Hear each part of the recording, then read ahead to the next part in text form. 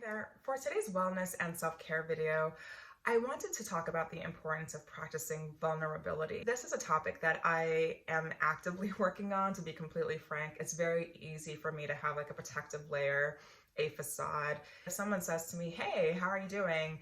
my standard go-to response is, "I'm great, how are you doing?" I think a lot of us respond that way. I think this moment in time presents the opportunity to practice becoming more vulnerable in our day-to-day connections. I'd like to read a quote by Brene Brown that she recently posted online that I absolutely love. It goes like this: "This pandemic experience is a massive experiment in collective vulnerability.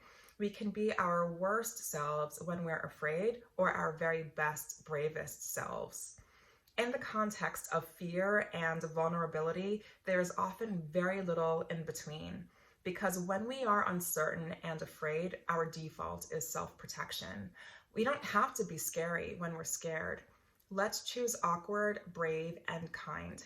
And let's choose each other. I love this quote. There's like 20,000 ways that I feel like we can dissect it, but I want to make this video super quick. So the one thing that I want to focus on for today's video is really zoning in on the fact that we are experiencing this collective vulnerability, and being comfortable when someone says to you, asks you, "How are you doing?" Just giving an honest answer. "I'm doing okay," or "I'm not feeling that great because XYZ. Just being more comfortable showing more of your emotional state.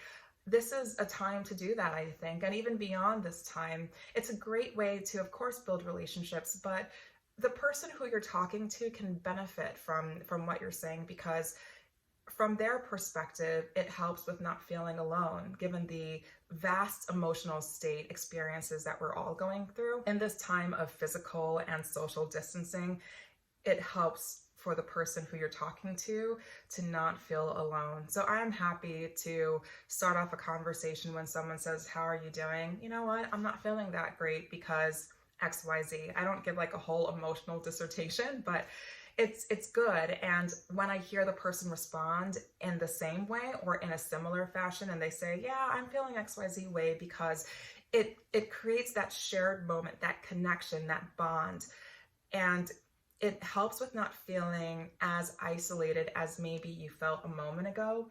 So yeah, being vulnerable right now is so important. And I also say that from the perspective of, often we feel the need to be strong for people that we're talking to, for those around us, and it's okay to be vulnerable, even though you feel the need to be strong for others. It's good to show people how you're really feeling. It's, again, a great way to connect, to make people feel less alone, to build those bonds. And I think to some degree, we can find some peace, access some peace in our collective vulnerability together. So yes, thank you for watching this video. I hope you enjoyed. Let me know what you think in the comments below. Make sure to stay safe. I will see you soon. Bye.